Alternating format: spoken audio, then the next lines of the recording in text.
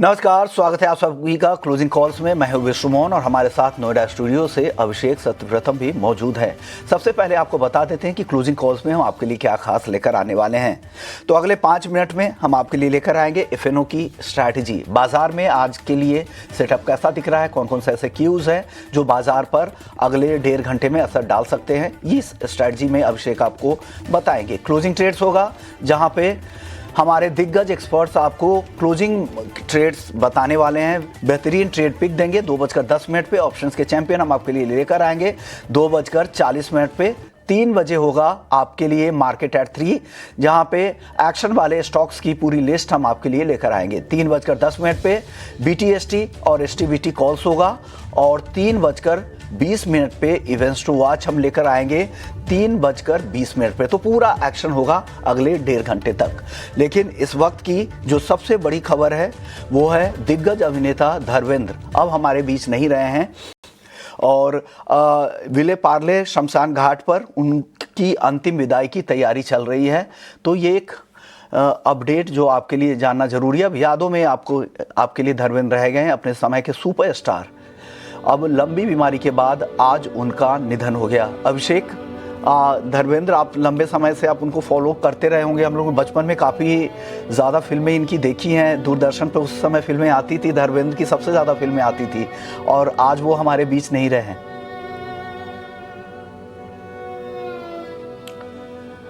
विश्वमोहन, काफ़ी दुखद खबर। काफ़ी लंबा कह सकते हैं कि बॉलीवुड का करियर रहा और जब तक जीवित रहे तब तक फिल्मों में सक्रिय रहे। एक्शन हो, कॉमेडी हो, रोमांस हो, हर भूमिकाओं के साथ उन्होंने जस्टिस किया और एक से एक बड़ी फिल्में दी। शोले को कौन भूल सकता है, चुपके में उनकी जो कॉमिक जो टाइमिंग रही वो बड़ी कमाल की रही और अनगिनत फिल्में रही। छोटे से गांव से निकले थे, खास बात यह है पंजाब के छोटे से गांव से निकले, आर्थिक तंगी भी देखी। कमाल के उनके लुक्स थे, उनकी खूबसूरती की आज मिसाल दी जाती है कि उनसे ज़्यादा smart actor, handsome actor Bollywood में शायद कोई हुआ नहीं। और उसके बाद अपनी एक्टिंग के बलबूते पर उन्होंने अपनी जो पहचान बनाई अविस्मरणीय है। और ईटी नाउ स्वदेश की तरफ से हम उनको भावभीनी श्रद्धांजलि देते हैं क्योंकि उनका जो योगदान है फिल्म इंडस्ट्री में वो बहुत ही कमाल का है और दशकों तक, सदियों तक उनकी फिल्में, उनके जो रोल्स हैं वो हमें याद रहेंगे। ऐसा अभिनेता ही मैन के तौर पे उन्हें जाना जाता था और हर दौर में उनकी फिल्में आई। आप 60s से शुरुआत करके और अभी पिछले 1 साल पहले तक उनकी फिल्में रिलीज होती रही और हर दौर के लोगों के बीच में वो चहेते बने रहे। और आज हमारे बीच में दिग्गज अभिनेता धर्मेंद्र नहीं रहे, आज उनका निधन हो गया।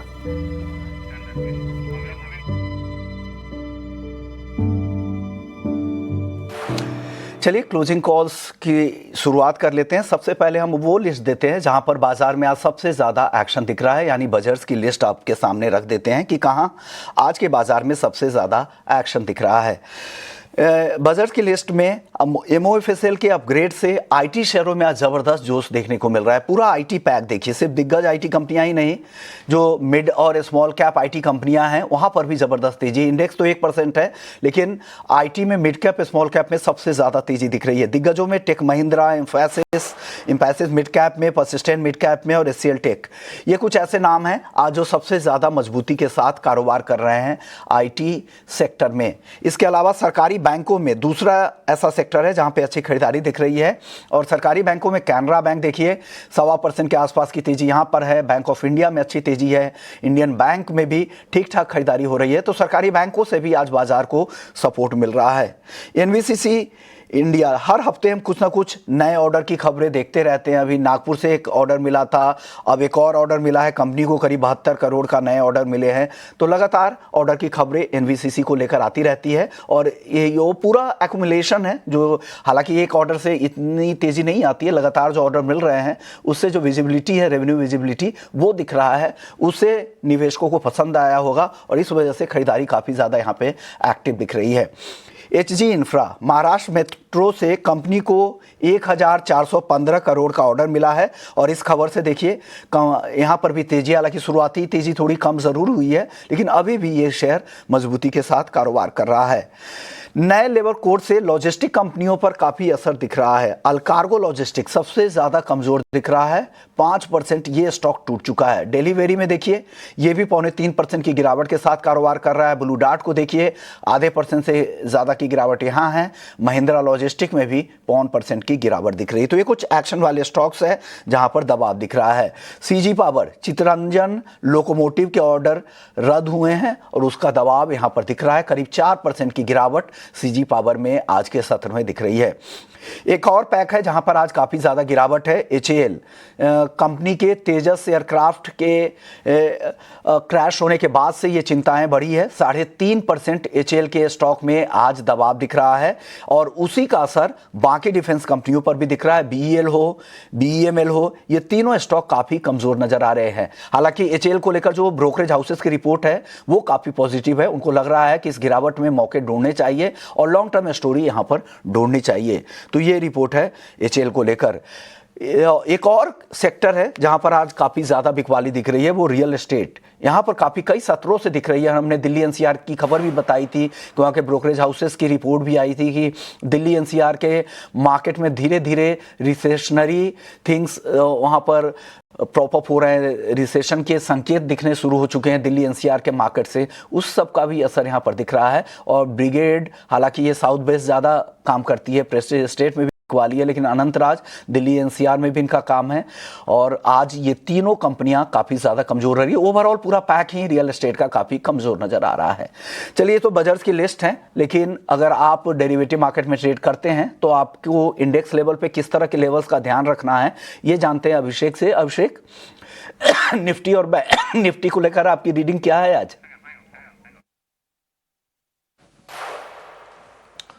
विश्व, देखिए बाजार चला तो है और अब यहां से आगे चलने के लिए कह सकते हैं कि ट्रिगर्स का शॉर्ट टर्म में थोड़ा भाव दिख रहा है। और एक और चीज ये है कि भारत अमेरिका की ट्रेड डील को लेकर फिर से फोकस शिफ्ट हो गया है, क्योंकि अर्निंग सीजन बीत चुकी है और बाकी कुछ ऐसे नए ट्रिगर आ नहीं रहे। तो बाजार अपने लेवल्स पर कंसोलिडेट कर रहे हैं और आज हम देख रहे हैं कि कल एक्सपायरी के एक दिन पहले आज बहुत ही नैरो रेंज में कारोबार होता हुआ दिखा है। अगर हम निफ्टी को देखेंगे तो 26,000 के बेस पर जो रेंज रही है, दिन भर उठापटक काफी ज्यादा हुई है, लेकिन 100 अंकों की ही रेंज रही है। लेकिन एक अच्छी चीज हुई है कि इंडिया विक्स में जो हमने एक शूटअप देखा था शुक्रवार के सत्र में, आज उसमें नरमी आई है। 6% की गिरावट के साथ साथ 13 के नीचे आ गया है। आज बाजार में मतलब जो थोड़ी बहुत बाइंग हो भी रही थी ना, वो बहुत ही 2 सेक्टर तक ही वो कॉन्सेंट्रेटेड थी। एक IT में हम बाइंग देख रहे थे और दूसरा है बैंकिंग और फाइनेंशियल। इसको अगर आप छोड़ दें तो बाकी सारे के सारे सेक्टर कमजोर थे। डिफेंस हो गया, PSE, real estate, oil and gas, metal, सारे के सारे कमजोर थे। और Nifty small cap, mid cap में भी आज हम गिरावट के साथ ही कारोबार होते हुए देख रहे हैं। निफ्टी स्मॉल कैप में तो गिरावट जो है करीब आधे % से ऊपर की है। तो ब्रॉडर मार्केट से संकेत थोड़े पहले भी वीक थे और आज फिर हम देख रहे हैं कि वो वीक ही दिखाई दे रहे हैं। हालांकि ग्लोबल संकेत अच्छे हैं। डाउ फ्यूचर में आपको बढ़त दिखाई देगी। यूरोप में जो शुरुआत हुई है वो भी अच्छी हुई है, लेकिन बाजार को ये सपोर्ट ज्यादा करने का काम नहीं कर रहे हैं, क्योंकि बाजार अब ना नए ट्रिगर्स का वेट कर रहा है और ये साफ तौर पर दिखाई दे रहा है कि नए हाई से पहले थोड़ा ठिठक रहा है बाजार। अच्छी तेजी हुई है बाजार में, पहले हमने देखा अक्टूबर से जो शुरुआत हुई। निफ्टी 26,050 के आसपास बार बार हम देख रहे हैं कि सपोर्ट ले रहा है। पिछले 3 सत्र से हमने ये ट्रेंड देखा है। तेजी का मोमेंटम हम ये नहीं कहेंगे कि नहीं वो ब्रेक हो गया है, लेकिन बाजार कंसोलिडेशन वाले फेज में निश्चित तौर पर चला गया है। अब जो आज का बचा हुआ सत्र है, उम्मीद तो है कि 26,000 का लेवल बच जाएगा, ये एक सपोर्ट लेवल होगा। और रेजिस्टेंस की बात करें तो 26,200 पर क्लियरली एक रेजिस्टेंस लेवल दिखाई दे रहा है। 26,200 जब निफ्टी ऊपर की तरफ तोड़ेगा तो फिर आप जाके फिर नए हाइस की भी आप उम्मीद करके चलिएगा। लेकिन अगर किसी को बाइंग करनी हो तो मतलब स्ट्रेटजी पुरानी है कि अगर आपको साइजेबल 100-150 अंकों के आसपास के डिप मिल जाते हैं निफ्टी में तो आप नई एंट्री कर सकते हैं। ऐसा नहीं कि बाजार में कोई गिरावट के यहां से ट्रिगर खुलने वाले हैं। एक नीजर रिएक्शन आ सकता है अगर एक्सपेक्टेड लाइंस पर इंडिया US ट्रेड डील का आउटकम नहीं आता है, तो अदरवाइज बाजार में कोई प्रॉब्लम यहां से दिखाई दे नहीं रही है। एक तरफा तेजी हो गई है, थोड़ी कंसोलिडेशन चल रही है। निफ्टी बैंक की बात करें तो 12 में से 10 शेयर हम देखने की मजबूती के साथ कारोबार कर रहे हैं। 59,250 के आसपास है, 59,450 के आसपास के हाइज बने थे। अब जो रेजिस्टेंस जो रेंज है निफ्टी बैंक की वो वही है 59,000 400 से लेकर 59,500 के आसपास का वो अगर ब्रेक होगा तो फिर आप नई चाल देखेंगे। जो सपोर्ट है आज बचे हुए सत्र के लिए, मेरा मानना कि 59,000 के लेवल को ब्रेक नहीं करेगा। अगर आपको नई बाइंग करनी है थोड़ा सा इंतजार कर लीजिए, थोड़ा चला ज्यादा है निफ्टी बैंक। 58,500 तक अगर निफ्टी बैंक आपको मिलता है तो निश्चित तौर पर एक बढ़िया एंट्री पॉइंट बन जाएगी। बिल्कुल शॉर्ट मत कीजिए, शॉर्ट करना काफी जोखिम भरा है। स्टॉप लॉसेस को आप ऊपर करते रहिए। और आज की जो बैंकिंग शेयरों की तेजी देख के ये लग रहा है कि आज एफआईज की तरफ से बैंकिंग स्टॉक्स में बाइंग हो रही है, क्योंकि 300 अंकों की तेजी है और वो तेजी सस्टेन हो रही है। और आज की तेजी में सबसे बड़ा योगदान रहा वो रहा है एचडीएफसी बैंक का, 1000 के ऊपर निकल के कारोबार कर रहा है, 1% के आसपास की तेजी है। तो बाजार में मोमेंटम ब्रेक नहीं हुआ है, थोड़ा कंसोलिडेशन है। हो सकता है कंसोलिडेशन थोड़ा सा और खींचे। कल एक्सपायरी का दिन भी होगा, उसके बाद चीजें काफी हद तक और भी क्लियर होंगी कि पोजीशंस किस साइड की बनती हुई दिखाई दे रही हैं। लेकिन चलिए अपने एक्सपर्ट्स को जोड़ते हैं और हमारे साथ जुड़ गए हैं आदित्य अग्रवाल investforedu.com से और ग्लोब कैपिटल के गौरव शर्मा। गौरव जी, आदित्य जी, आप दोनों का बहुत शुक्रिया, स्वागत है टी9 स्वदेश पर। गौरव जी, शुरुआत आपसे करना चाहेंगे। आज एक नैरो रेंज का ट्रेड निफ्टी में, निफ्टी बैंक में स्ट्रेंथ दिख रही है। आप जरा बताइए कि इंडेक्स को लेकर क्या व्यू आपका है और यहां से किस तरह से अपना ट्रेड सेटअप करें traders. Good afternoon Abhishek ji, thanks for having me on the show today. आज का पूरा दिन बाजार ने एक नैरो रेंज में निकाल दिया। अच्छी बात केवल आज के दिन की ये है कि अभी भी हम 26,000 के साइकोलॉजिकल लेवल के ऊपर सस्टेन कर रहे हैं, जो कि मोस्ट इंपॉर्टेंट भी है। अगर बाजार उस प्राइस पॉइंट के नीचे जाके आज की क्लोजिंग देता है तो कल नेगेटिविटी एक्सटेंड होते हुए नजर आएगी, क्योंकि अगर हमें ध्यान करें परसों के सत्र में भी शाम के समय प्रॉफिट टेकिंग होते हुए गई थी और बाजार निचले स्तरों पे जाके डे के लोएस्ट लेवल्स पे बंद हुआ था। अगर वो आज भी ये सेम फिनोमिना कंटिन्यू हुआ और 26,000 का लेवल टूटता है तो बाजार आगे 25,850 की तरफ और आगे जाएगा, यानी कि 150 पॉइंट की और प्रॉफिट टेकिंग हमें तुरंत ही वहां से देखने को मिल सकती है। बाजार को आज के सत्र में फिसलने से रोकने में सबसे अहम योगदान दिया है चुनिंदा बैंकिंग शेयर्स और आईटी पैक ने। आईटी पैक का एक खासा योगदान है और साथ ही साथ में जिस प्रकार से एचडीएफसी बैंक की करंट फॉर्मेशन बनी हुई है, जो बहुत ही शानदार चार्ट स्ट्रक्चर है और एक कंजेशन का एक रेंज बाउंड ब्रेकआउट मुझे आता हुआ नजर आ रहा है स्टॉक के अंदर। अगर वो चीज भी मिल जाती है तो भी यहाँ से बाजार को मच नीडेड सपोर्ट मिल जाएगा और हम दोबारा ऊपर की तरफ आगे बढ़ेंगे। आज के दिन में पोजीशंस हमें लाइट रखनी चाहिए थोड़ा। अभी ऑल्दो अभी लगभग 1.5 घंटे का समय बाकी है, 1.25 घंटे का समय बाकी है। ट्रेडिंग के अंदर देखना बहुत अहम होगा क्या बाजार 26,000 के आंकड़े के ऊपर ही सस्टेन कर पाता है या नहीं। देखना होगा तो अपनी पोजीशन को लाइट रखे, ये सलाह गौरव जी की तरफ से आ रही है। हालांकि 26,000 के ऊपर अभी भी बाजार टिका हुआ है। आज दायरे में इंडेक्स में जरूर कारोबार दिख रहा है, लेकिन जो स्ट्रेंथ दिख रही है वो निफ्टी बैंक में यहां पर दिख रही है। लेकिन आपके लिए ट्रेड्स के मौके क्या होंगे, शुरुआत कर लेते हैं क्लोजिंग ट्रेड्स की।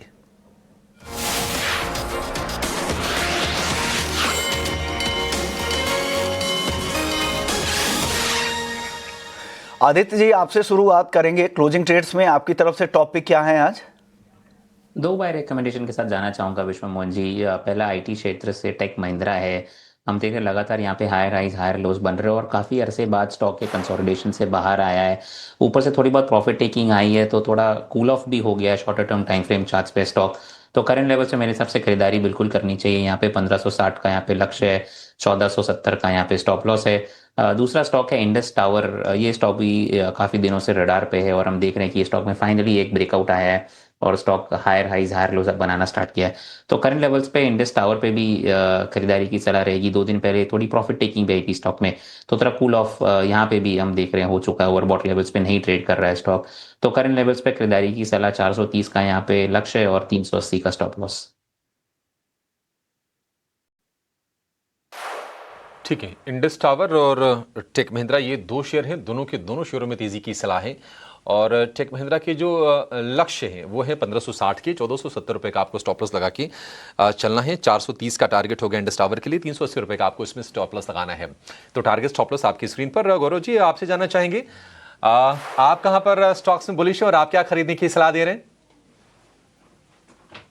अभिषेक जी, जो स्टॉक पहला मैंने चुना है वो अभी आप ही के यहाँ भी काफी अच्छा डिस्कस हुआ। आज एक आउट परफॉर्मर पिक है आज के सत्र में, एनबीसीसी। एनबीसीसी को जिस प्रकार से ऑफ लेट पिछले हफ्ते में कई सारे कॉन्ट्रैक्ट्स मिले हैं, 3 से 4 टोटल कॉन्ट्रैक्ट विंस रहे हैं एनबीसीसी को। विभिन्न सरकारी क्षेत्र से ये कॉन्ट्रैक्ट्स इन्हें प्राप्त हुए हैं। एक तो कैनरा बैंक की नई बिल्डिंग बनानी है, लगभग 45 करोड़ का कॉन्ट्रैक्ट है, रांची में बनेगी। दूसरा कॉन्ट्रैक्ट मिला है national institute of empowerment of pensions, ये बनेगा तमिलनाडु में, इसका वैल्यू रहेगा लगभग 29.5 करोड़। और एक 42 करोड़ के करीब का कॉन्ट्रैक्ट मिला है international potato centre, that is CIP building, जो कि निर्माण करना है आगरा में। तो देश के अलग अलग क्षेत्रों से ये कई सारे कॉन्ट्रैक्ट्स मिले हैं, टोटल वैल्यू लगभग 117 करोड़ की है इन तीनों कॉन्ट्रैक्ट्स की। उनके चलते आज ये हमें इस शेयर के अंदर उत्साह दिखाई दे रहा है। एक अदरवाइज डल ट्रेडिंग सेशन जो रहा है उसके अंदर इसने एक खासी अच्छी दौड़ लगाई है। एज वी स्पीक लगभग 4% की तेजी है, 117 लेवल पे ट्रेड कर रहा है स्टॉक। बाय की सलाह रहेगी, 113 का स्टॉप लॉस मैं रेकमेंड कर रहा हूं और 125 तक के मैं टारगेट्स उम्मीद करता हूं सप्ताह भर में स्टॉक में आते हुए। जो दूसरा स्टॉक मैंने चुना है वो बैंकिंग क्षेत्र से है। छोटा बैंक है, AU small finance bank, AU bank नाम से इसे लिस्टेड है। 930 के अराउंड ट्रेड कर रहा है, करंट लेवल पे बाय की सलाह होगी। स्टॉप लॉस लगाइए 900 रुपए का और 1000 तक के इसमें टारगेट एक्सपेक्ट कर सकते हैं। अगेन होल्डिंग पीरियड इस ट्रेड का भी 1 वीक हो।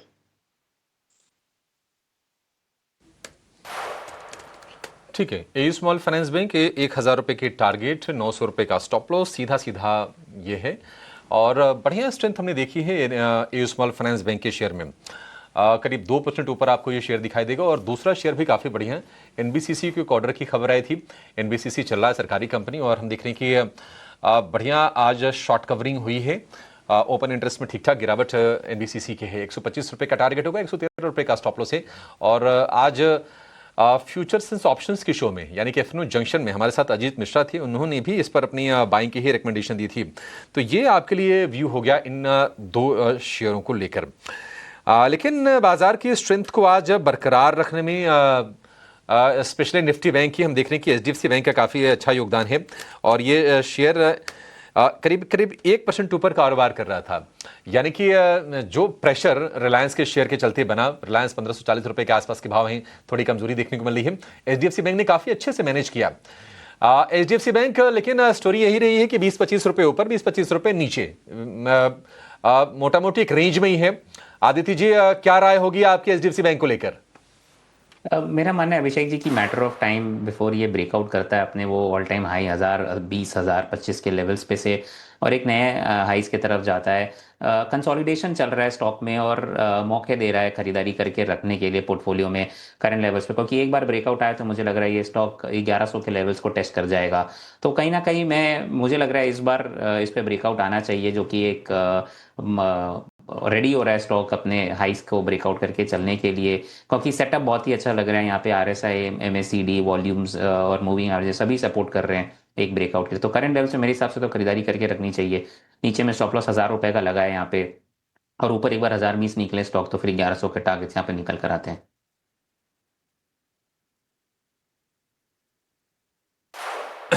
हजार 20 निकले तो फिर 1100 की तैयारी आप कर लीजिएगा। 1011 है आज का इसका हाई और अच्छे से इसने सपोर्ट किया है। जो आज सपोर्टर हैं बड़े स्टॉक्स में HDFC बैंक के अलावा हम देख रहे हैं कि इन्फोसिस, TCS में भी आज ठीक ठाक बाइंग हमें होती हुई दिख रही है। तो ये कुछ स्टॉक्स हैं जहां से अच्छा सपोर्ट मिल रहा है।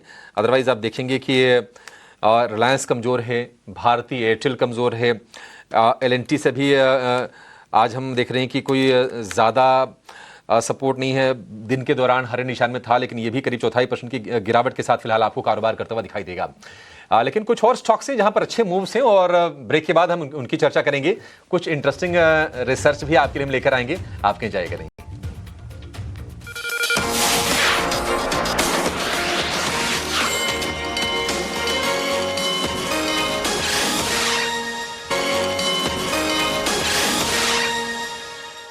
ब्रेक के बाद आपका स्वागत है और आप देख रहे हैं क्लोजिंग कॉल्स। बाजार में इंडेक्स लेवल पे देखें तो निफ्टी में हल्की नरमी दिख रही है 26,000 के ऊपर, लेकिन अभी भी बरकरार है। 40 अंकों की गिरावट है। निफ्टी बैंक में 250 अंकों की मजबूती है। हम बैंकिंग स्टॉक्स की बात कर रहे थे जिसमें प्राइवेट बैंक्स और कुछ प्राइवेट बैंक्स में कुछ पिक भी आए, जिसमें AU small finance bank, HDFC bank पर हमने राय ली। लेकिन सरकारी बैंक से भी आज बाजार को काफ़ी सपोर्ट मिल रहा है, जिसमें कैनरा बैंक हो, बैंक ऑफ इंडिया हो, इंडियन बैंक और यूनियन बैंक, ये करीब करीब 1 से 1.25% की तेजी आज के सत्र में दिखा रहे हैं। आदित्य जी, सरकारी बैंकों में से आपको क्या पसंद आ रहा है आज? विश्वमन जी, 2-3 स्टॉक्स है जो अच्छे लगते हैं यहाँ पे। पहला तो कैनरा बैंक है जो कि बहुत ही बेहतरीन अभी भी लग रहा है। एक अच्छे खासा अपमूव आ चुका है, बट अगर मैं थोड़ा हायर टाइम फ्रेम चार्ट्स पे देखूँ तो अभी भी मुझे लग रहा है इसमें अपमूव बाकी है। ऊपर के लेवल्स पे 160 प्लस इसमें लेवल्स देखने मिल सकते हैं जो कि इसका प्रीवियस ऑल टाइम हाई था। क्या ट्रेडिंग के लिहाज से करंट लेवल्स पे खरीदारी करना सही रहेगा? नहीं, मेरे हिसाब से आपको थोड़ा समय देना पड़ेगा इसमें, क्योंकि अब इतने बड़े अपमूव के बाद थोड़ा कंसोलिडेशन होगा। तो नीचे 140 का अच्छा सपोर्ट है। करंट लेवल्स पे खरीदारी करें, अगर थोड़ी डिप आती है तो और ऐड करें स्टॉक को। और स्टॉप लॉस रखा है 135 के आसपास और टारगेट्स यहाँ पे 165 के निकल कर आएंगे। इसके अलावा अगर हम देखें तो बैंक ऑफ बड़ौदा में भी बहुत अच्छी तेजी आई थी और बैंक ऑफ बड़ौदा भी बेहतरीन चार्ट सेटअप बना के रखा है। थोड़ा कूल ऑफ हुआ है 1-2 दिन ट्रेडिंग सेशन पे। तो मेरे हिसाब से यहाँ पे अच्छे मौके हैं खरीदारी करने के लिए बैंक ऑफ बड़ौदा में। करंट लेवल्स पे खरीदारी करें और ऊपर पे टारगेट्स 310 के निकल कर आएंगे और स्टॉप लॉस इसमें 275 रुपए का लगाना है। तो कैनरा बैंक और बैंक ऑफ बड़ौदा, ये 2 स्टॉक्स मुझे लग रहा है कि अच्छी बेहतरीन ट्रेंड है और ये कंटिन्यू होना चाहिए आने वाले दिनों पे भी। बैंक 165 का टारगेट है, बैंक ऑफ बड़ौदा 310 तक आप जा सकता है, 275 का वहाँ पर स्टॉप लॉस लगाइए। कैनरा बैंक का स्टॉप लॉस है 135 रुपए के आसपास का। चलिए, तो ये 2 टॉपिक पीएसयू बैंकों से आ गई। ये सेक्टर है जो पिछले 5 दिनों से लगातार कमजोरी दिखा रहा है, वो है रियल एस्टेट का। निफ्टी रियलिटी इंडेक्स देखिए, आज भी 1 से 1.25% तक कमजोर दिख रहा है और पिछले 5 सत्रों में देखिए तो करीब करीब 6% की गिरावट इस इंडेक्स में आ चुकी है। हमने देखा भी था कि पिछले 1 से 1.5 सालों में कई सारे ऐसे स्टॉक्स भी थे रियल एस्टेट के जहां पर भाव दोगुने भी हुए थे, लेकिन अब पिछले कुछ सत्र से यहां पर बिकवाली काफ़ी ज़्यादा दिख रही है। अब मार्केट प्रीमियम वैल्यूएशन देने को तैयार नहीं है और बिकवाली देखिए, फ्रेस्टेज एस्टेट्स में 2.5%, ब्रिगेड 2.5% टूटा हुआ है, अनंतराज तो 4.5% तक की गिरावट दिख रही है। गौरव जी, रियल एस्टेट में कुछ आपकी पिक है क्या, या अभी अवॉइड करने की सलाह देंगे इस सेक्टर को? कृष्ण मोहन जी, अवॉइड करना चाहिए। चाहे बड़े शेयर की बात करें या मंझोले स्टॉक्स की बात करें from the real estate pack, कोई भी ऐसा मुझे उत्साहजनक चार्ट फॉर्मेशंस नहीं नजर आ रही है।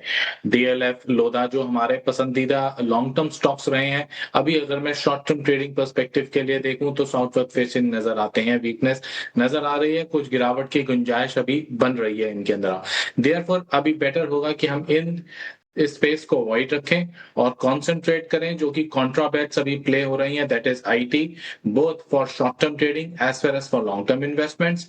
We continue to remain bullish on PSU banking pack, उसे अपना निवेश बरकरार रखना चाहिए।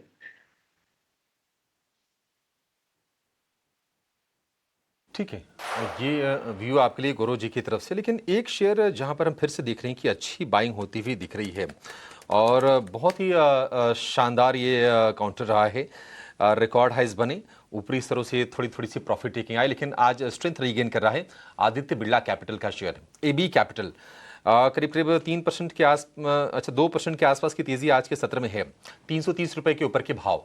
आदित्य जी, एबी कैपिटल, क्या व्यू होगा आपका इस पर, और क्या लग रहा है कि फिर से एक अच्छी रैली के लिए ये शेयर तैयार हो रहा है?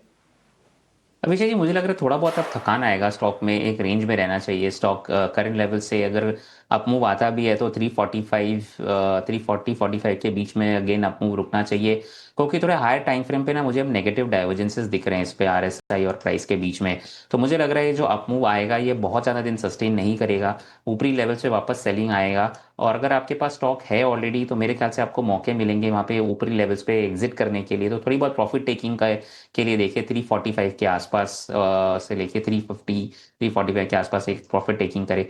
नीचे की तरफ में अच्छा सपोर्ट 325 का है, तो अगर आपको थोड़ी बहुत एक तेजी लेनी है तो 325 के स्टॉप लॉस के साथ एक आप फ्रेश एंट्री ले सकते हैं और टारगेट्स यहाँ पे 345 के आएंगे।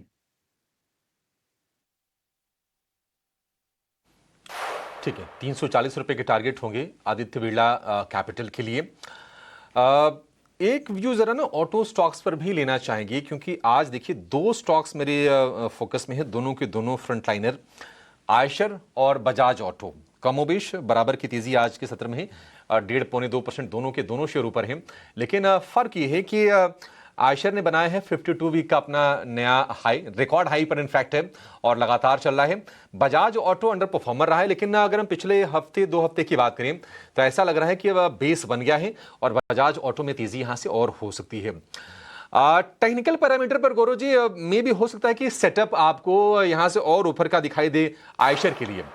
आयशर बजाज ऑटो दोनों में चुनना है तो क्या आप आयशर चुनेंगे, या फिर आपको लगता है कि अगर रिटर्न पोटेंशियल की बात करें तो वो बजाज ऑटो में बेहतर है? अभिषेक जी, क्वेरी का आंसर करने से पहले मैं एक डिस्क्लेमर देना चाहूंगा।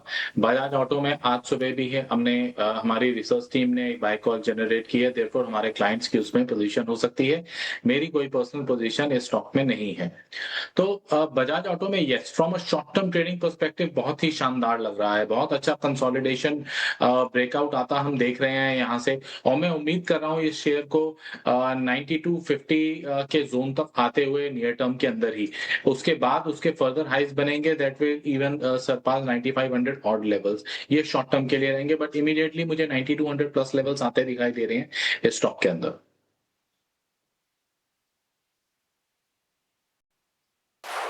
ठीक है, बजाज ऑटो को लेकर ये व्यू 9,000 रुपए के ऊपर आज आप शेयर को देखेंगे, करीब 1.25% के आसपास की तेजी इसमें दिखाई दे रही है। निफ्टी का एक और शेयर जो वैसे तो इन्वेस्टमेंट के लिहाज से काफी सेफ माना जाता है, लेकिन ऊपरी स्तरों से प्रॉफिट टेकिंग की जो शुरुआत हुई वो बहुत थमती हुई दिख नहीं रही है।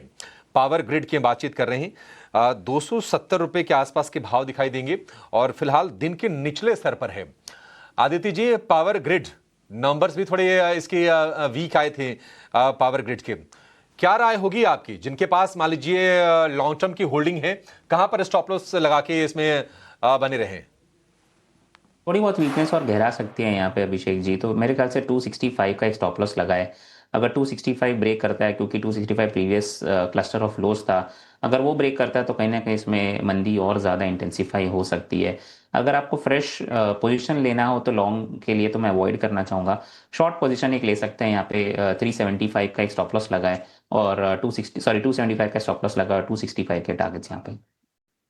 5 पे टारगेट के लिए यहाँ पर सेल कर सकते हैं और 275 का स्टॉप लॉस लगाना है पावर ग्रेड को लेकर। ये सलाह आदित्य जी की तरफ से। आदित्य, बहुत बहुत शुक्रिया आपका, आपने वक्त दिया और हमारे दर्शकों को गाइड किया। चलिए गौरव जी, आप बने रहिए। एक स्टॉक आपसे लूंगा, ब्लिस जीवीएस फार्मा पे आज बहुत अच्छी तेजी दिख रही है, करीब 7% के आसपास की तेजी है। क्या हो रहा है सर यहाँ पर, और क्या करना चाहिए जो ट्रेड करना चाहते हैं ब्लिस जीवीएस फार्मा में? गौरव जी। विष्णु मोहन जी, पिछले कुछ ट्रेडिंग सेशंस की अगर हम बात करें तो ये शेयर बहुत ही ज्यादा वॉलेटाइल रहा है। मैं बात कर रहा हूं इस स्टॉक की से फॉर 7 नवंबर से इस शेयर के अंदर एक भारी गिरावट आई, जिसने ये निचले स्तर 117-18 तक गया और उसके बाद उछाल आता हुआ दिखाई दिया। बहुत ही ज्यादा वॉलेटाइल रहा है, कुछ ना कुछ न्यूज इंपैक्ट भी देखने को मिल रहा है। और जिस तरीके से वॉल्यूम बाइंग आज के सत्र में दिखाई दे रही है, ये संकेत मिल रहे हैं कि यहाँ से फर्दर एक्सटेंड होता हुआ नजर आ रहा है 185-188 जोन तक। जो निवेशक हैं, जिनके यहाँ ट्रेडर हैं, ऑलरेडी पोजीशन है जिनके पास, तो अपनी पोजीशन को होल्ड रखें। अभी 170 के आसपास ट्रेड कर रहा है, 160 रुपए का स्टॉप लॉस लगाएं। 185 तक के टारगेट्स मुझे आने की उम्मीद है आने वाले कुछ ट्रेडिंग सेशंस में, तो फिलहाल होल्ड की सलाह रहेगी। इवन चाहे तो सिमिलर लेवल्स लेकर एक फ्रेश बाइंग को भी कंसिडर किया जा सकता है। तो नई खरीदारी भी कर सकते हैं और जिनके पास ये स्टॉक है 185 तक के लिए होल्ड भी कर सकते हैं, लेकिन स्टॉक काफ़ी चल गया है तो 160 का स्टॉप लॉस भी आपको ज़रूर यहाँ पर लगा लेना चाहिए।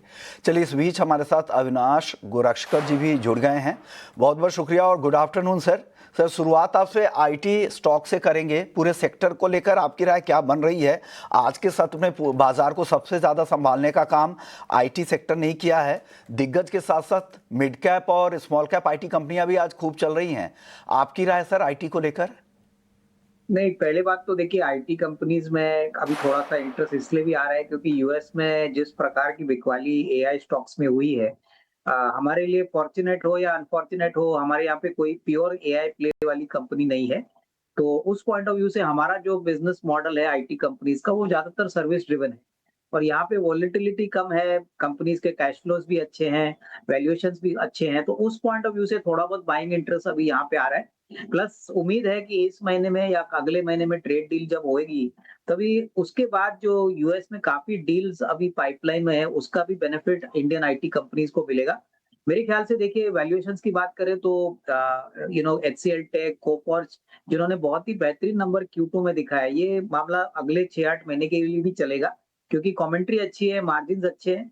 प्लस हमने इन्फोसिस आपके शो पे पहले कहा था, मुझे लगता है कि इन्फोसिस भी अगर प्राइसिंग देखे तो एक अच्छे अट्रैक्टिव लेवल पे आ चुका है, ऑलरेडी अभी बायबैक चालू है और मुझे लग रहा है कि अगले 2 क्वार्टर में अगर उनकी गाइडेंस थोड़ा-सा इंप्रूवमेंट आता है, ऑर्डर्स ज़्यादा आते हैं, तो कहीं न कहीं 1750 1800 का एक वापस एक फेयर वैल्यू आपको मिल सकता है क्योंकि ये काफ़ी वेल एस्टैब्लिश्ड बिज़नेसेस है, ऑर्डर बुक अच्छी है, कैश काफ़ी अच्छी है बुक्स पे, तो उसीलिए बाइंग मुझे लगता है कि इस लेवल से भी इन्वेस्टर्स करेंगे। हालाँकि देखिए ग्रोथ पोटेंशियल धीरे-धीरे आएगा बट कहीं न कहीं अगले 1-2 क्वार्टर्स में एक बार ये यूएस इंडिया ट्रेड डील की क्लैरिटी तो उसके बाद मेरे ख्याल से अच्छा रुझान जनवरी से दिखना चाहिए।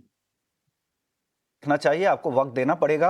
2 तिमाही तक तो कम से कम वक्त दीजिए ही। और फेवरेट स्टॉक की लिस्ट में इन्फोसिस भी है, कोफोर्ज है, कुछ mid cap small cap IT companies भी अविनाश जी को पसंद आ रहा है क्योंकि नतीजे अनुमान से बेहतर रहे हैं, कमेंट्री अच्छी रही है, ज़्यादातर कंपनियां कैश रिच है। हालांकि इन्फोसिस की अभी फिलहाल अपनी कहानी है बाईबैक को लेकर, जहां पे टैक्स के कॉम्प्लिकेशंस की वजह से या टैक्स के बोझ की वजह से पहले आमतौर पे कंपनियां पेमेंट करती थी वो टैक्स का बाईबैक में, इस बार इन्वेस्टर्स के खाते में वो आ रहा है, तो इस वजह से बहुत ज़्यादा लुक्रेटिव नहीं रह गया है। अदरवाइज प्राइसिंग के हिसाब से इन्फोसिस काफ़ी बेहतर इनको लग रहा है, लेकिन वक्त देना पड़ेगा आपको।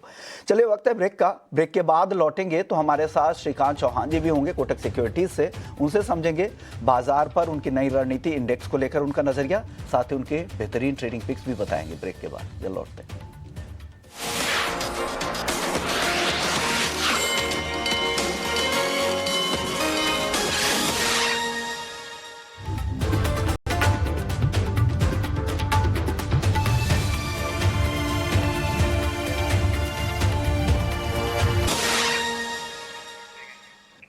चलिए ब्रेक के बाद आपका स्वागत है और आप देख रहे हैं क्लोजिंग कॉल्स। बाजार में जो एक्टिविटीज़ है पूरी तरह से यहाँ पर आईटी स्टॉक्स और कुछ बैंकिंग, जिसमें सरकारी बैंक्स भी सपोर्ट कर रहे हैं और प्राइवेट बैंक्स में भी यहाँ पर कुछ तेज़ी देखने को मिल रही है। लेकिन कई सारे ऐसे खेमे हैं जहाँ पर काफ़ी आज दबाव दिख रहा है, जिसमें रियल एस्टेट की हम बात कर रहे थे, उस पर आगे भी चर्चा करेंगे। इस बीच हमारे सहयोगी सृष्टि भी मौजूद है स्टूडियो में। सृष्टि, आपने क्या आइडेंटिफाई किया आज बाजार में? देखिए विश्वा जी, आज कहीं ना कहीं आईटी पैक तो देखिए सुबह से ही अच्छा मूव्स दिखा रहा है, बट कुछ एक फाइनेंशियल्स भी सपोर्ट कर रहे हैं, जहां पर हमने दिन के दौरान देखा कि निफ्टी बैंक एक पॉइंट पे जो है 300 अंकों से ज़्यादा की तेज़ी भी दिखा रहा था। बट ऐसे में HDFC bank, Kotak Mahindra bank, इन सभी दिग्गज बैंकों का आगे आना ये कहीं ना कहीं सराहनीय ज़रूर है। कहीं ना कहीं ये नीचे नहीं गिरने दे रहे हैं बाजार को, वहाँ से सपोर्ट ज़रूर आ रहा है। क्या नहीं अच्छा प्रदर्शन कर रहा है वो है रियल एस्टेट पैक। कुछ एक काउंटर्स डिफेंस साइड से, क्योंकि बीईएल हमने सुबह भी हाईलाइट किया था, 1% की वहां पर गिरावट थी। अब आप देखिए डे लो पे 2.5% की गिरावट आपको बीईएल जैसा काउंटर दिखा रहा है। और कहीं ना कहीं सेलेक्ट फार्मा काउंटर्स भी जो हैं बाजार में थोड़ा सा जोश भरे हुए हैं। तो कहीं ना कहीं रेंज बाउंड जरूर दिख रहा है, बट अब 26,000 बच पाएगा या नहीं, ये एक बड़ा सवाल जरूर खड़ा होता है, क्योंकि देखिए पूरा हफ्ता जो है मंथली एक्सपायरी का भी है। ऐसे में आप थर्सडे और फ्राइडे को आपको जो है ग्लोबल हैंडओवर इतना स्ट्रॉन्ग नहीं मिलेगा, क्योंकि यूएस के बाजार बंद रहेंगे।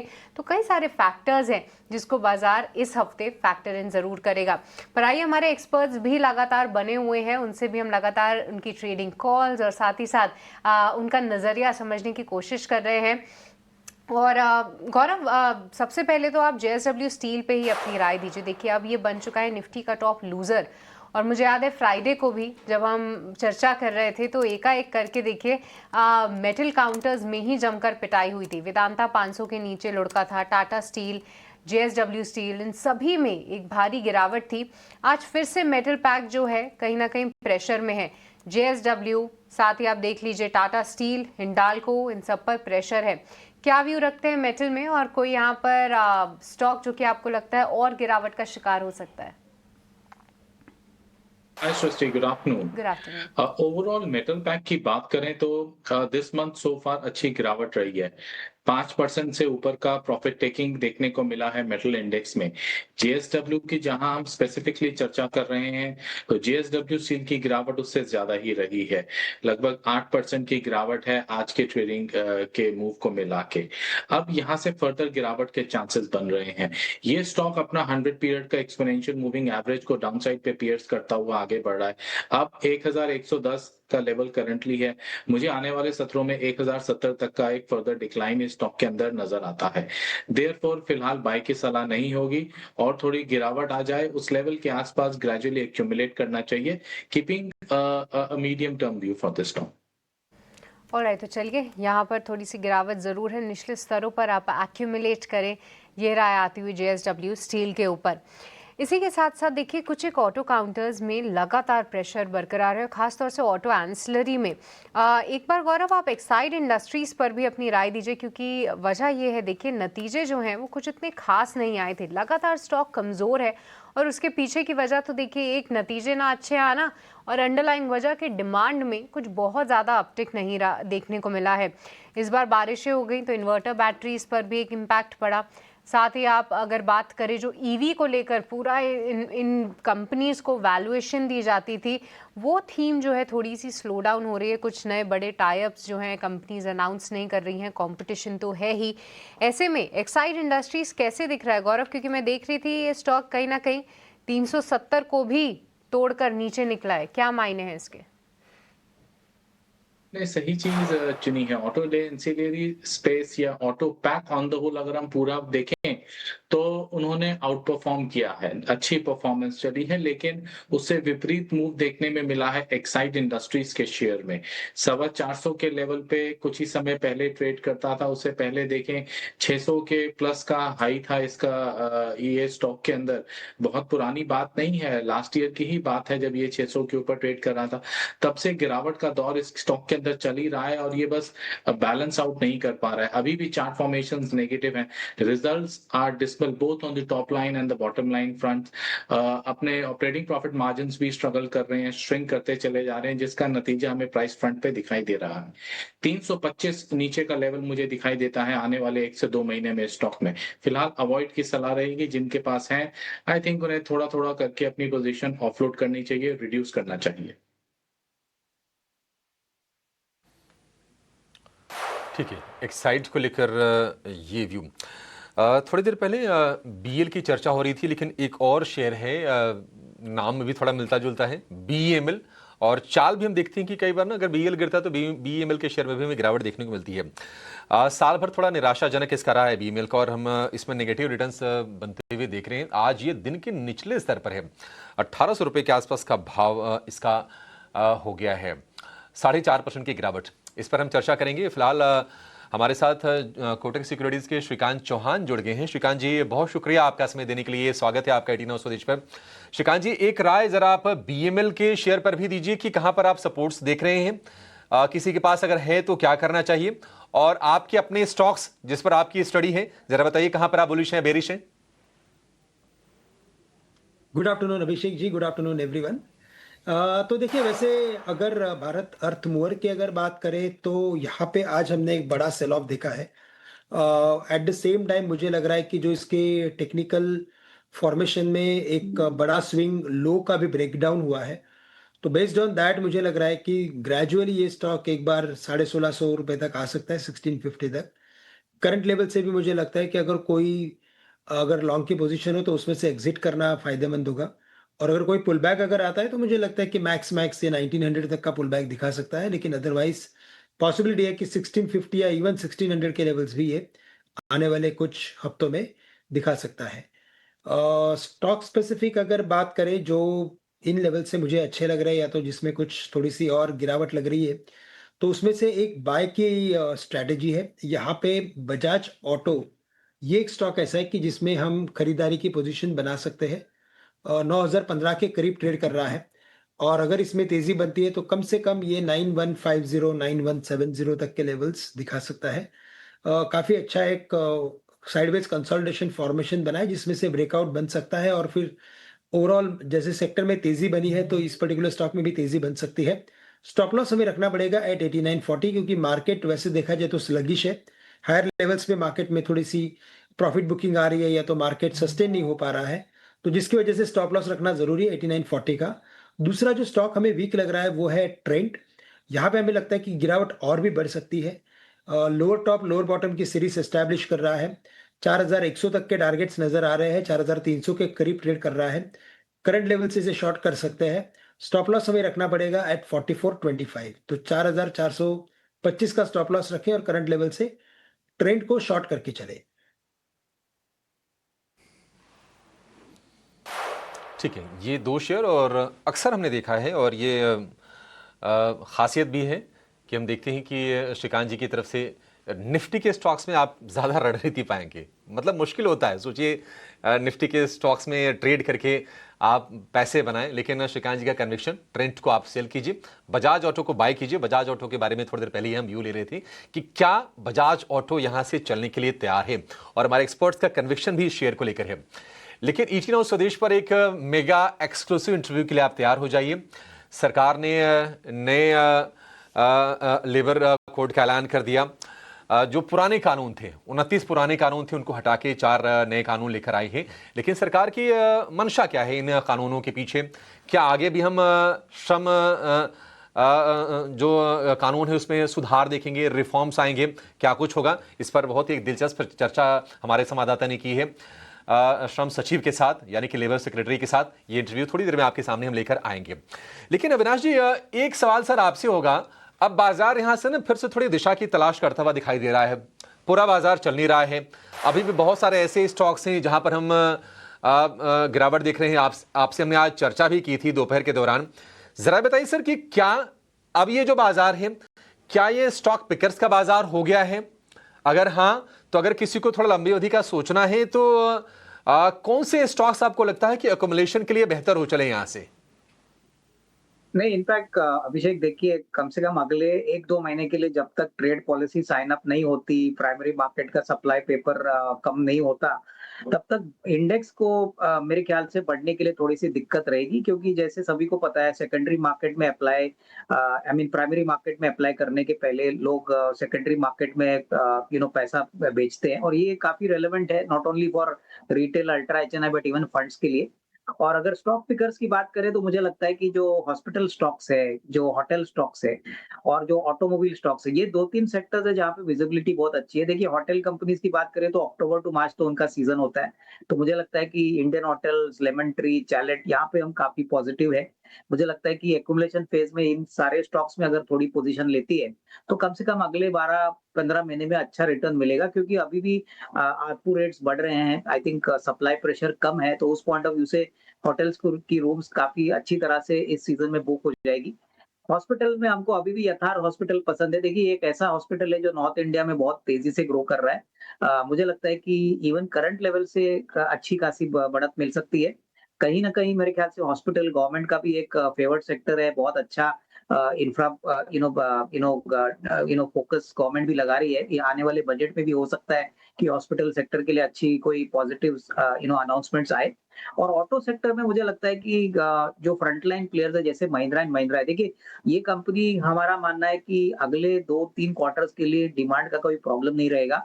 जब सिचुएशन खराब थी तभी भी इन्होंने बहुत अच्छा नंबर इनके प्रॉफिटेबिलिटी पे रिकॉर्ड किया है। और अभी तो सारे इनके सेक्शन जैसे ट्रैक्टर हो गया, यूबी हो गया, इलेक्ट्रिक व्हीकल हो गया, यहाँ पे डिमांड बहुत अच्छी है। इनफैक्ट अभी इनका रिसेंटली महिंद्रा एनालिस्ट डे हो गया था, तो वहां पे उन्होंने बहुत ही पॉजिटिव कमेंट्री दी है। मेरे ख्याल से अगर कोई 12-15 महीने रखता है तो इसमें डेफिनेटली कोई डाउट नहीं कि 3,900 4,000 का भी लेवल पॉसिबल है। बट थोड़ा सा सब्र रखिए, क्योंकि ये स्टॉक चलता है बट थोड़े धीरे से चलता है।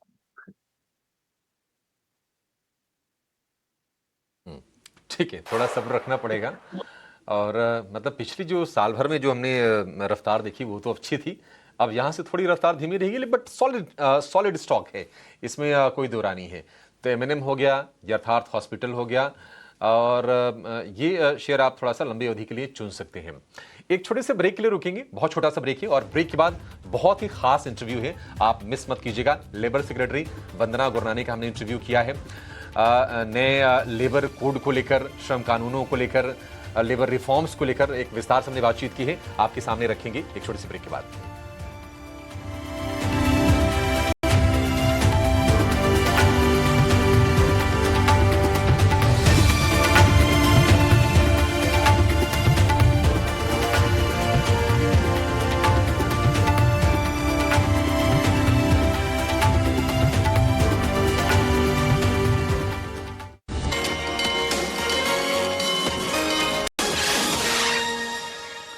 ब्रेक के बाद आपका स्वागत है और आप देख रहे हैं क्लोजिंग कॉल्स। बाजार में खैर उस बहुत ज़्यादा बदलाव नहीं हुए, अभी भी 40 अंकों की गिरावट दिख रही है निफ्टी में, और बैंक निफ्टी करीब करीब 200 अंक ऊपर है। ऊपर से हल्का हुआ है बाजार 26,000 के करीब, लेकिन अभी भी बना हुआ है 26,000 के ऊपर निफ्टी।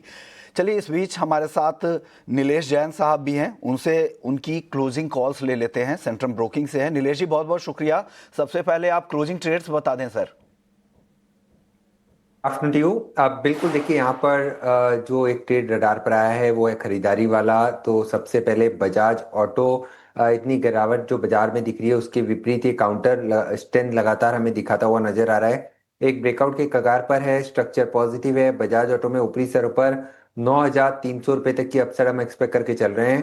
8830 के स्टॉप लॉस से बजाज ऑटो इस पर्टिकुलर काउंटर को लॉन्ग करने की सलाह होगी। इसके अलावा जो दूसरा स्टॉक रडार पर है वो है आईटी स्पेस में से टेक महिंद्रा। एक काफी अच्छा डबल बॉटम पैटर्न का ब्रेकआउट हमें टेक महिंद्रा में देखने को मिल रहा है, और ओवरऑल आईटी स्पेस में वैसे ही हम काफी अच्छा खासा मोमेंटम देख रहे हैं। यहाँ पर टेक महिंद्रा को लॉन्ग करके चल सकते हैं। करंट लेवल पर ऊपरी स्तर पर 1530 और 1550 इन दो लेवलों की अपसाइड हमें देखने को मिल सकती है। स्टॉप लॉस आज के दिन के लोवेस्ट लेवल के आसपास 1465 1465 का स्टॉप लॉस रखना होगा। 1530 और 1550 तक की अपसाइड के लिए टेक महिंद्रा को लॉन्ग करने की सलाह होगी। तो बजाज ऑटो और टेक महिंद्रा दो आपकी टॉपिक है क्लोजिंग ट्रेड्स के लिए। लेवल्स आपकी स्क्रीन पर भी है और उन्होंने बता भी दिए हैं, स्टॉप लॉस का भी ध्यान जरूर रखिएगा। तो टेक महिंद्रा 1530 1550 के टारगेट, 1465 का स्टॉप लॉस, और बजाज ऑटो भी ये कॉल आप नोट कर लें। चलिए अब आगे बढ़ते हैं, अब शुरू कर लेते हैं ऑप्शंस का चैंपियन।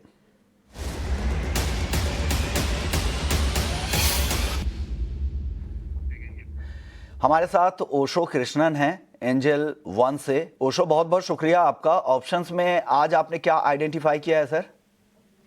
Very good afternoon. आज ऑप्शंस में कोटक बैंक आइडेंटिफाई किया गया है, बिकॉज ओवरऑल अगर टेक्निकल सेटअप देखें तो एक अच्छा रिवर्सल पैटर्न देखने को मिल रहा है, एंड डेरिवेटिव डेटा पे भी लॉन्ग बिल्डअप है काउंटर्स में। तो मुझे लगता है आने वाले दिन में काफी स्ट्रॉन्ग ट्रैक्शन कोटक बैंक में देखने को मिल सकती है।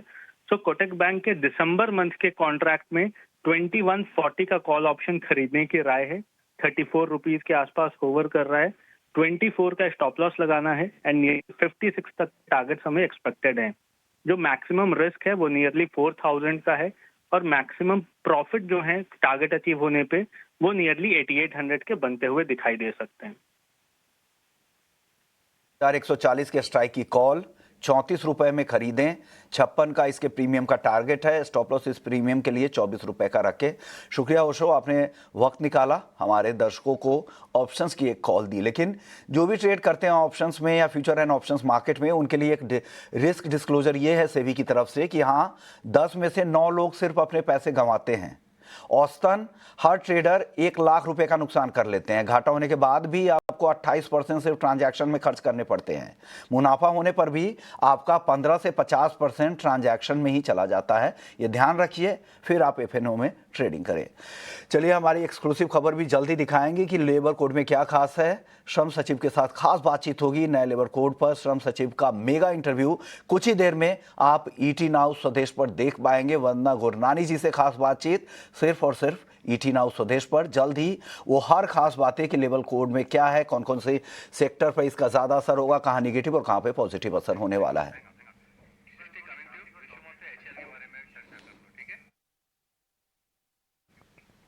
तो चलिए, ये खास चर्चा के लिए हो जाए आप तैयार। बट इससे पहले आज का जो एक स्टॉक जो कि आज पूरे दिन भर फोकस में रहा है वो है HAL। जी हाँ, जहाँ पर दुबई एयर शो में एक विमान जो है क्षतिग्रस्त हो गया, जहाँ पर पायलट की भी मृत्यु हो गई। बट इसी के बाद जो है HAL के स्टॉक में देखिए एक नेगेटिव रिएक्शन तो ज़रूर देखने को मिला, पर दिन के दौरान ही स्टॉक में रिकवरी भी हमने देखी।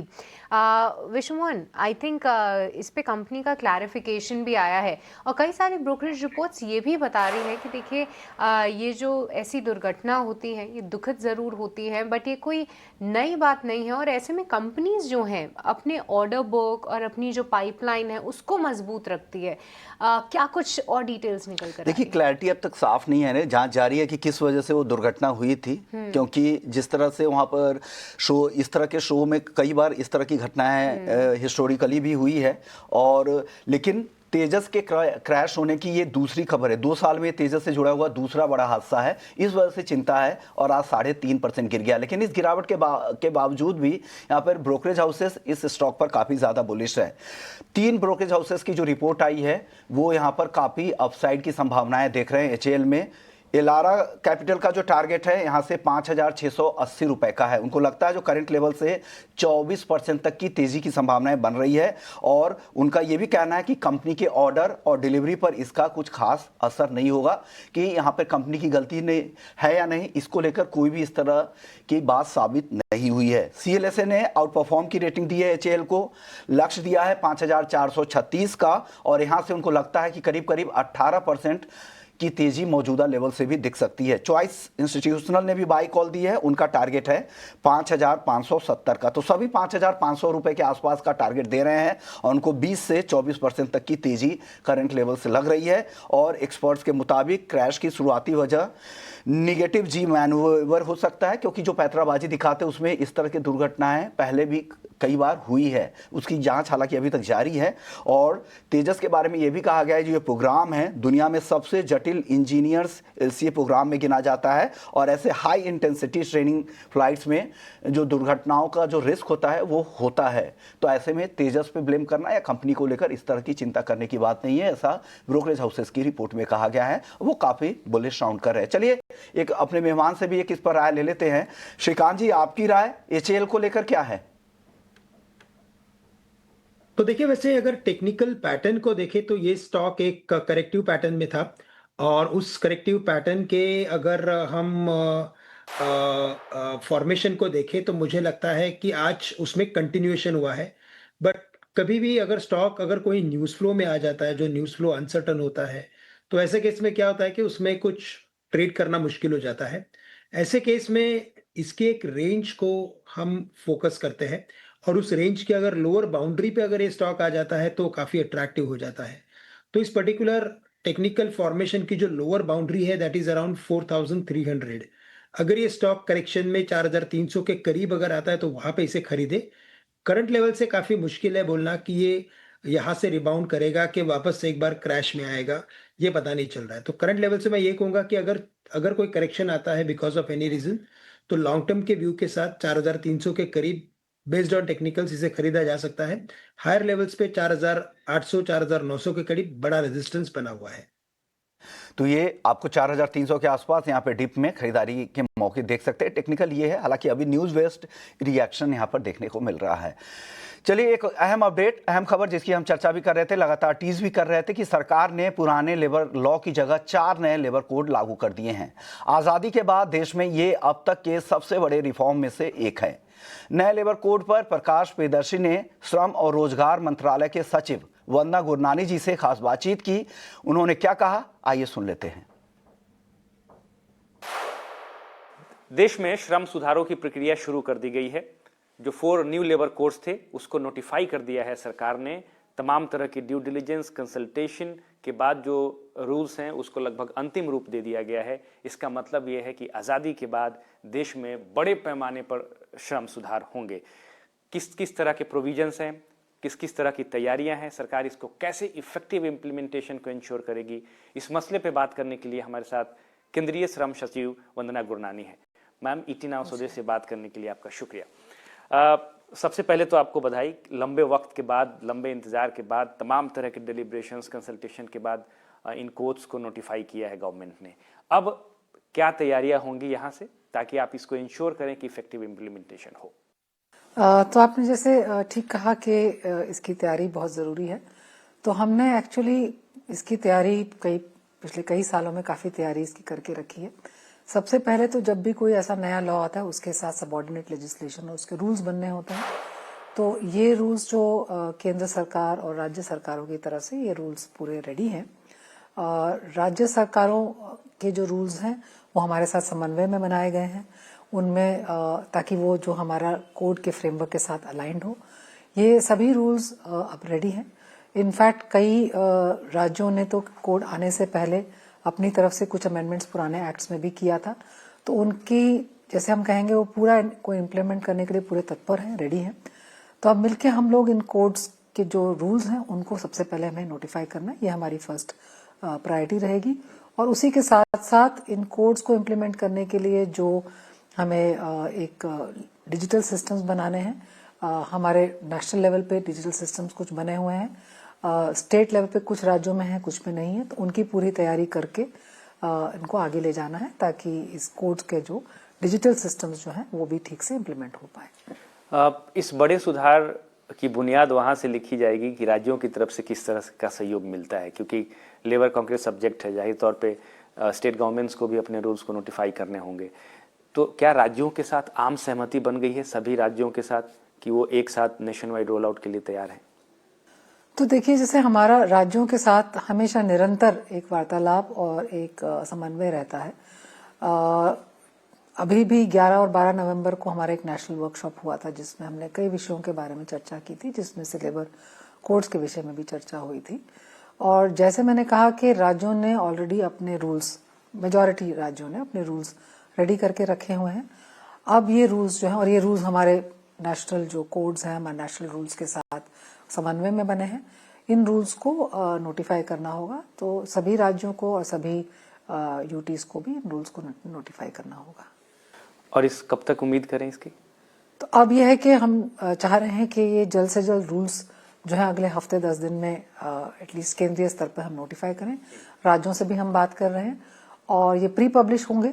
उसके बाद 45 दिन का कंसल्टेशन का समय रहेगा और जो लोगों से ओपिनियन आएंगे, ये कंसल्टेशन पहले भी हो चुका है, लेकिन क्योंकि अभी 4-5 साल गुजर गए हैं ये रूल्स को बनाए हुए, नोटिफाई किए हुए, तो इसीलिए हम एक बार और इसकी एक रिक्वायरमेंट है, लीगल रिक्वायरमेंट है कि हम इसे एक बार और प्री पब्लिश करें। तो प्री पब्लिश करके जो भी लोगों से विचार आएगा उनको इनकॉर्पोरेट करते हुए अगले 2.5 से 3 महीने तक ये सब फाइनली प्रक्रिया फाइनल हो जानी चाहिए। और टारगेट क्या है मैम कि कब तक आप इसको कंप्लीटली इम्प्लीमेंट करना चाहती हैं? देखिए, इसमें जो कुछ प्रावधान है वो तो अभी से इम्प्लीमेंट हो गए, जिनके रूल्स नहीं चाहिए। जिनके रूल्स चाहिए वो, जैसे मैंने कहा कि 2.5 से 3 महीने में रूल्स आ जाएंगे। और बाकी उसी के साथ साथ जो इसमें कई बोर्ड बनने हैं, एडवाइजरी कमिटीज बननी है, वो सब प्रक्रिया साथ साथ होती है। ये ऑनगोइंग प्रोसेस है। ऑनगोइंग प्रोसेस है। हमने पूरी एक चेकलिस्ट बनाई हुई है कि इसके लिए हमें क्या क्या कार्य करने हैं, हमें क्या करना है, राज्य को क्या करना है, वो राज्यों के साथ हम शेयर करेंगे। आज दोपहर में भी हमारे राज्यों के साथ मीटिंग है, तो वो सब मिल के हम लोग इसमें साथ में जितने भी प्रिपरेटरी और रोल आउट इम्प्लीमेंटेशन के स्टेप्स हैं हम उनको लागू करेंगे। गवर्नमेंट शुरुआत से इंडस्ट्री 4.0 की बात करती रही है। इनफैक्ट प्राइम मिनिस्टर ने अपने स्पीच में कई बार कहा है कि गवर्नमेंट इस तरह के रिफॉर्म्स करेगी ताकि जो इंडस्ट्री 4.0 का टारगेट है उसको अचीव किया जाए, और लेबर रिफॉर्म्स उस दिशा में एक इम्पॉर्टेंट फैक्टर है। मेरा सवाल मैम ये है कि क्या इन रूल्स को किस तरीके से अलाइन किया जाएगा इंटरनेशनल लेवल पर भी और डोमेस्टिक लेवल पर भी, क्योंकि जब आप डेवलप्ड कंट्री की तरफ के टारगेट के साथ बढ़ते हैं तो ऑफकोर्स लेबर रिफॉर्म्स सारी इंडस्ट्री को अफेक्ट करता है। तो वैसी दिशा में क्या टारगेट है कि इंडस्ट्री 4.0 को ध्यान में रखते हुए इन रूल्स को और इन लॉज को अलाइन किया जाएगा? देखिए, सारे कोड्स और रूल्स इसी विजन को रख के चले थे कि हमारे देश में दोनों प्रगति, आर्थिक प्रगति और एम्प्लॉयमेंट, रोजगार बढ़ना चाहिए, और उसी के साथ साथ हमारे जो वर्कर्स हैं, हमारे जो श्रमिक हैं, उनको पूरा का पूरा वेलफेयर और प्रॉपर वेजेस और कॉम्पेंसेशन मिलना चाहिए।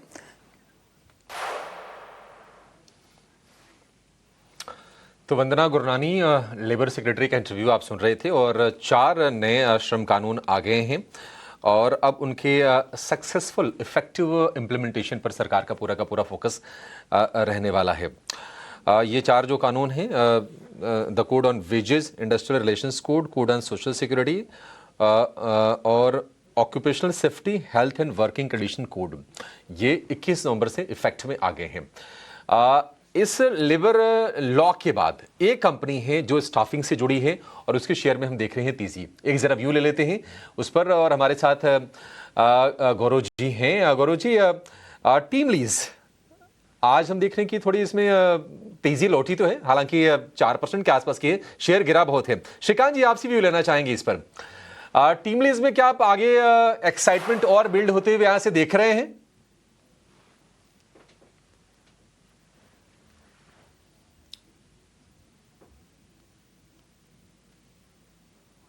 श्रीकांत जी, अनम्यूट कीजिए। सॉरी या तो अगर इसके टेक्निकल पैटर्न को देखें तो आफ्टर वेरी लॉन्ग टाइम इसमें हमने कुछ एक रिबाउंड देखा है और अभी इस पर्टिकुलर रिबाउंड को कंटिन्यू करना बहुत ज़रूरी है। अदरवाइज हमें लगता है कि ये स्टॉक उतना ही प्रेशर में रहेगा। तो मैं राइट नाउ तो यही कहूँगा कि फॉर द टाइम बीइंग इसे अवॉइड करें।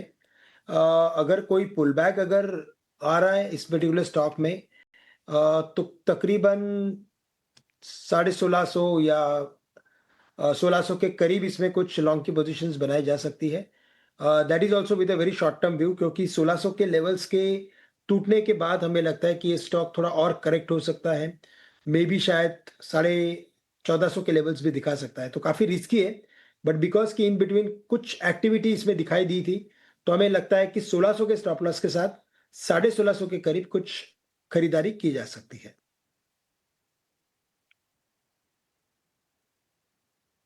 सौ के करीब इसमें आप खरीदारी कर सकते हैं। इस बीच आप निफ्टी पर नजर डालिए और निफ्टी बैंक को भी देखिए। निफ्टी बैंक की सारी तेजी हवा, 18 अंकों की बढ़त बस रह गई है और काफी ज्यादा उतार चढ़ाव हम देख रहे हैं और मतलब उथल पुथल काफी ज्यादा है।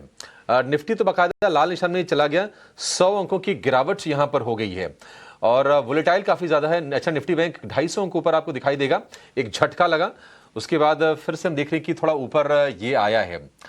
बहुत ज्यादा वोलेटाइल इस वक्त इंडेक्स हमें दिखाई दे रहा है और 26,000 के क्रूशियल सपोर्ट को ब्रेक किया है निफ्टी ने। नीलेश भाई, जो लोग तेजी में हैं, कोई पुट बताइए निफ्टी का जो हेज करने में मदद करे।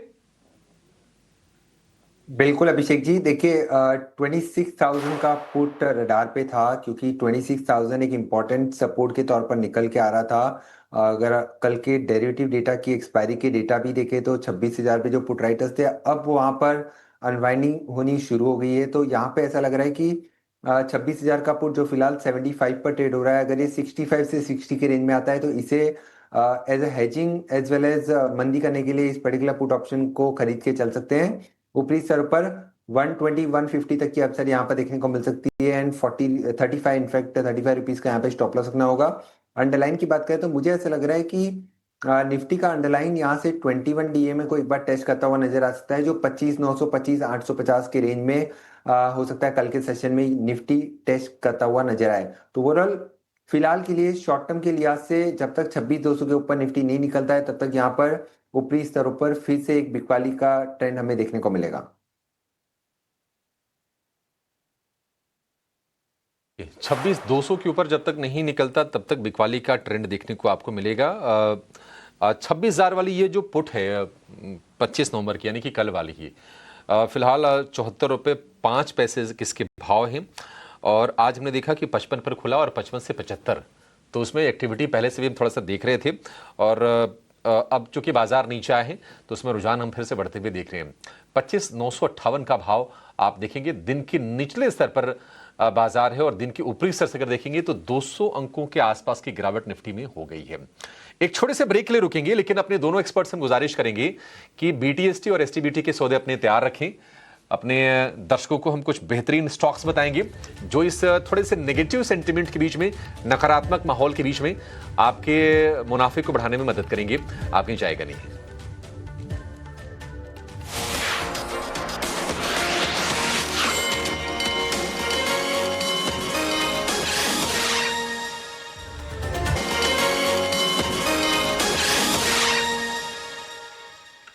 ब्रेक के बाद आपका स्वागत है क्लोजिंग कॉल्स में। देखिए कुछ ही मिनट रह गए हैं फिलहाल मार्केट बंद होने में और इस बीच बहुत वॉलेटाइल होता हुआ दिख रहा है भारतीय बाजार, जहां पर अब निफ्टी बैंक अपनी पूरी बढ़त जो है वो गवाते हुए यहां पर फिलहाल आपको लगभग 60 अंकों की गिरावट दिखेगी डे लो पे आता हुआ। और निफ्टी 50 ने भी, जब हम आपको बोल भी रहे थे, देखिए अब 26,000 बचेगा या नहीं, एक बड़ा सवाल पैदा होता है और अब उसको तोड़ते हुए नीचे के स्तरों पर फिलहाल 100 अंकों से ज़्यादा की गिरावट। बट इस बीच आप देखेंगे जितने MSCI रीबैलेंसिंग वाले काउंटर्स हैं उनमें भी बड़े मूव्स और बड़े वॉल्यूम्स जो हैं आप आते हुए देखेंगे। कुछ एक काउंटर्स को ज़रूर फ्लैग ऑफ करते हैं जहां पर बड़े मूव्स हैं।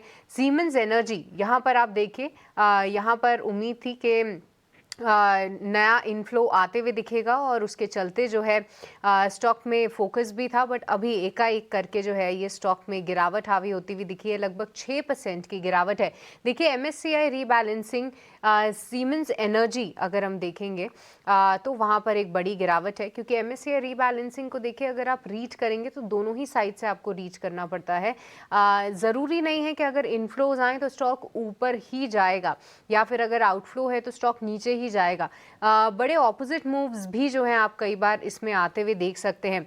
इसके अलावा कॉनकॉर की बात करते हैं। देखिए यहाँ पे $146 मिलियन का एक आउटफ्लो आने की उम्मीद थी, पर स्टॉक जो है फिलहाल आपको थोड़ा सा ऑपोजिट ट्रेड करता हुआ दिखेगा। अगर हम कॉनकॉर की बात करें तो वहाँ पर आप देखेंगे स्टॉक फिलहाल हरे निशान में और एक स्पाइक भी आ रहा है।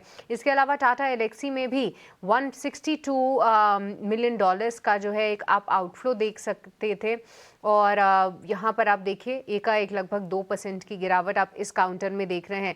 इसके अलावा Asian paints, Apollo hospital, Lupin, Suzlon, ये कुछ और काउंटर्स हैं जहाँ पर वेटेज बढ़ने से थोड़े इन्फ्लोस की उम्मीद थी, और डॉक्टर रेड्डीज, आरएसी कुछ काउंटर्स थे जहाँ पर वेटेज घटने की उम्मीद जताई जा रही थी।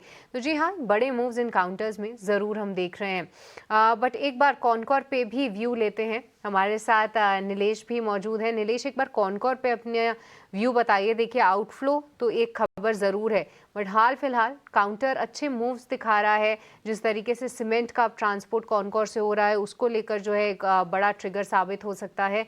क्या व्यू रखते हैं आप यहाँ पे? देखिए सृष्टि, यहाँ पर एक कंटिन्यूस गिरावट पिछले कुछ दिनों से हम देख रहे थे, और आज जिस हिसाब से गिरावट के बाद काउंटर अपने मल्टी मंथ लोएस्ट लेवल पर पहुंच चुका है, जहां पर इंपॉर्टेंट सपोर्ट लगभग 500 से 505 की जोन में बनता हुआ नजर आ रहा है। हो सकता है यहाँ पर एक पुल बैक मूव हमें देखने को मिले, जो इस काउंटर को 525 और 535 तक ऊपरी स्तरों पर ले जा सकता है। रिस्क एंड रिवॉर्ड के पर्सपेक्टिव से यहाँ पर जो सपोर्ट है वो 500 के आसपास का है, तो वहां पर स्टॉप लॉस रख के किसी के बाद लॉन्ग पोजीशन है तो एक बार के लिए बने रह सकते हैं, क्योंकि पुल बैक यहाँ पर हो सकता है हमें देखने को मिले, और 525 और 535 तक के लेवल तक यहाँ पर ये काउंटर एक पुल बैक का मुंह दिखा सकता है। तो ओवरऑल स्ट्रक्चर नो डाउट गिरावट वाला है, बट एक पुल बैक ट्रेड यहाँ पर लिया जा सकता है। गिरावट वाला है, पर एक पुल बैक ट्रेड के लिए आप कॉनकॉर पर नज़र ज़रूर रख सकते हैं। इस बीच एस्ट्रल पे भी एक बार नज़र डालते हैं। देखिए यहाँ पर कुछ ना इनफ्लोज ना आउटफ्लोज आने की उम्मीद थी। लिस्ट में भी ये काउंटर सामने नहीं आया था, बट एकाएक देखिए पिछले 20 मिनटों में वॉल्यूम्स बहुत ज़्यादा मूव करते हुए दिख रहे हैं। एस्ट्रल एक स्पाइक ज़रूर दिखा रहा है। नीलेश, यहाँ पर कोई व्यू आपका? देखिए सृष्टि, एज ए बीटीएससी ट्रेड ये मैंने शॉर्टलिस्ट किया था। बिल्कुल सही समय पर आपने आइडेंटिफाई किया है, क्योंकि काउंटर में एकाएक पुल बैक मूव हमें देखने को मिल रहा है, और पॉजिटिव डेवलपमेंट ये है कि काउंटर ने अपने 200 day long term exponential moving average को भी ब्रेक कर दिया है। तो यहाँ से जो मोमेंटम है वो 1500 और 1520 तक का ऊपरी स्तर पर देखने को मिल सकता है। 1455 के स्टॉप लॉस से बिल्कुल यहाँ पर एक लॉन्ग ट्रेड लेके चल सकते हैं। को लेकर ये राय आपकी तरफ से दी रही। परसिस्टेंट सिस्टम में आज बहुत अच्छी तेजी दिख रही है। ब्रोकरेज की रिपोर्ट भी काफ़ी अच्छी थी, जिसमें CLSA ने यहाँ से जो टारगेट दिया है वो 8,270 का दिया है। यहाँ से करीब करीब 20 से 25% तक की तेजी उनको लग रही है। परसिस्टेंट सिस्टम्स को लेकर श्रीकांत जी एक राय आपकी चाहिए यहाँ पर। तो देखिए, वैसे इस पर्टिकुलर स्टॉक में आज एक टेक्निकल ब्रेकआउट हुआ है। मल्टीपल टाइम्स 6,300 के करीब ये स्टॉक में बड़ा रेजिस्टेंस आया हुआ था, और मल्टीपल टाइम्स यहाँ से ही हमने इस पर्टिकुलर स्टॉक में इसके इन लेवल्स के आसपास है, इसके थोड़े नीचे के लेवल से हमने प्रॉफिट बुकिंग भी देखी थी, लेकिन आज काफ़ी कंफर्टेबली इन लेवल्स को क्रॉस करके ऊपर चल रहा है। तो मुझे लग रहा है कि ग्रेजुअली ये जो स्टॉक है वो धीरे धीरे 6,500 और बेस्ट केस में एक बार 6,800 उसके ऑल टाइम हाइस को भी छू सकता है। तो करंट लेवल से बिल्कुल इसमें अगर कोई लॉन्ग की पोजीशंस हो तो बने रहे। अगर with a very short term view अगर कोई लॉन्ग पोजीशंस अगर बनाई हो तो उस पर्टिकुलर केस में हमें जो स्टॉप लॉस रखना है वो हम रखेंगे एट 6250 का। तो 6,250 का स्टॉप लॉस रखना है अगर कोई शॉर्ट टर्म व्यू के साथ लॉन्ग की पोजीशंस हो। अदरवाइज हमें लगता है कि स्टॉक ग्रेजुअली 6,800 के लेवल्स दिखा सकता है। 800 तक जाने की उम्मीद आपको भी लग रही है। 6,250 का SL भी आप सलाह दे रहे हैं। श्रीकांत जी, आपकी तरफ से BTST कॉल क्या है आज? तो देखिए, वैसे मार्केट ने काफी इंपॉर्टेंट लेवल को तोड़ा है। 26,000 के लेवल्स को तोड़ना इंडिकेट कर रहा है कि मार्केट में थोड़ी और गिरावट बढ़ सकती है, और 25,850 के लेवल्स को ये चैलेंज भी कर सकती है। तो ओवरऑल मुझे लगता है कि सीन थोड़ा बिगड़ा हुआ है, थोड़ी और गिरावट हमें देखने मिल सकती है, और ऐसे केस में कुछ शॉर्ट के ट्रेड्स अगर आप लेके जाते हो तो उसका बेनिफिट मिल सकता है। जो longest and steepest sell off में जो आया है स्टॉक, वो है टाटा स्टील। एक 180 के करीब ये स्टॉक ट्रेड कर रहा था, वहां से लगातार गिरते हुए 165 के करीब आया है। हमें लगता है कि इसमें गिरावट और भी बढ़ेगी क्योंकि आज इसने इंपॉर्टेंट लेवल को तोड़ा है। तो करंट लेवल से टाटा स्टील को 165 हाफ 165 में शॉर्ट करे, स्टॉप लॉस रखे एट 168 का। टारगेट्स नजर आते हैं यहाँ पे 158 के। और साथ ही साथ मुझे लगता है कि बैंक निफ्टी यहाँ पे भी एक इंट्राडे बेसिस पे बेरिश फॉर्मेशन बना है। करंट लेवल से अगर इसमें भी अगर शॉर्ट की पोजीशंस अगर बनाते हैं तो बैंक निफ्टी में हमें लगता है कि 58,600 58,500 तक के लेवल्स बैंक निफ्टी दिखा सकता है। करंट लेवल से अगर शॉर्ट करते हैं बैंक निफ्टी को तो जो स्टॉप लॉस हमें रखना पड़ेगा वो रहेगा 59,050 का। तो 59,050 के स्टॉप लॉस के साथ 58,500 के टारगेट्स के लिए बैंक निफ्टी को भी शॉर्ट करके चले। 52,500 के टारगेट के लिए निफ्टी बैंक को भी आप शॉर्ट कर सकते हैं। और दिन की ऊपरी स्तर से निफ्टी बैंक आप देखिए करीब 600 अंक नीचे आके आपको कारोबार करता हुआ दिखाई देगा। 58,700 के लेवल, आज 59,300 तक ये इंडेक्स पहुंचा, 59,400 के ऊपर का इसमें हाई है और उसको अचीव करने में फिर से देखने की मुश्किलें हो रही हैं। लेकिन निफ्टी बैंक का ही एक स्टॉक है फेडरल बैंक। आज हमने देखा कि नई ऊंचाई बनी और जब से इसमें ब्लैकस्टोन ने स्टेक लिया है एडिशनल 10% का और उसके बाद वो सिंगल लार्जेस्ट शेयर होल्डर हो गए हैं बैंक में, फेडरल बैंक की तेजी मतलब रोके नहीं रुकी है। छोटे मोटे मौके मिले हैं, अदरवाइज लगातार अब ट्रेंड में ये रहा है।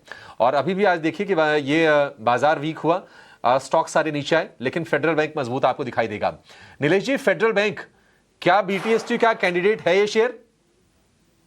बिल्कुल अभिषेक जी, देखिए एक तरफा रैली हम इस पर्टिकुलर काउंटर में पिछले कुछ समय से लगातार देख रहे हैं और स्टॉक अपने ऑल टाइम हाई पर ट्रेड कर रहा है। और जिस हिसाब से आज के सेशन में काफी अच्छा वॉल्यूम पार्टिसिपेशन यहाँ पे देखने को मिल रहा है, तो एक price and volume breakout candidate है।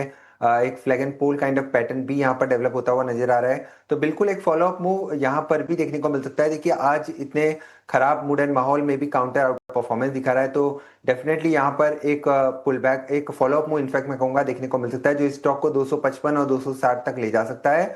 आज के दिन के लोएस्ट लेवल लगभग 242 के आसपास का मैं कहूंगा यहाँ पे स्टॉप लॉस रखें। 255 और 260 तक की अवसर यहाँ पर देखने को मिल सकती है। ठीक है, फेडरल बैंक को लेकर ये व्यू हो गया। इस बीच अगर आप निफ्टी को देखेंगे तो जो गिरावट है करीब करीब 140 अंकों की हो गई है और डी लो पर 25,900 के आसपास है और निफ्टी के 50 में से 40 शेयर इस वक्त कर रहे हैं गिरावट के साथ कारोबार। एशियन पेंट्स, इन्फोसिस किसी भी वक्त आपको ये लाल निशान में दिखाई दे सकते हैं। लेकिन एक और वीक काउंटर है और उसमें वीकनेस हम और बढ़ते हुए आज के सत्र में हमने देखी है। शेयर का नाम है बासफ, BASF, जर्मनी की मल्टीनेशनल कंपनी है। बासफ में क्या आप श्रीकांत जी प्रेशर और बिल्ड होते हुए यहां से देख रहे हैं? क्या करना चाहिए जिनके पास है, क्योंकि लगातार अंडर परफॉर्म किया है, क्या दूर रहे इस शेयर से निकल जाएं? तो देखिए वैसे बासफ में एक बड़ी गिरावट हमने बिल्कुल देखी है। 5,600 के करीब ये स्टॉक था, गिरते हुए 4,250 के करीब आ चुका है। बट इसके प्रीवियस लोज को अगर आप कंसिडर करते हो तो वो तकरीबन 4,000 4,050 के करीब के हैं। तो मुझे लगता है कि इन लेवल्स पे सेल ऑफ डेफिनेटली है, लेकिन ये जो सेल ऑफ अभी जो आ रहा है आज के दिन में स्टीप सेल ऑफ है, लेकिन ओवरऑल सेल ऑफ काफी ग्रेजुअल और स्लो है। तो करंट लेवल से मुझे लगता है कहीं भी इन लेवल्स के आसपास इसमें सपोर्ट आ सकता है और वापस से एक स्टॉक में रिबाउंड भी देखने मिल सकता है। तो करंट लेवल से तो बिल्कुल इसे होल्ड करें। अगर कभी नियर फ्यूचर में 4,600 4,700 के करीब आता है तो वहां पे पोजीशंस को कम किया जा सकता है, विद अ व्यू के स्टॉक वापस से एक बार इसी रेंज के अंदर और लंबा वक्त गुजार सकता है। आसफ इंडिया पर भी रखेंगे नजर, पर आज पूरे दिन जो है निफ्टी के टॉप लूजर्स में कोई स्टॉक शामिल था, वो था मैक्स हेल्थ केयर।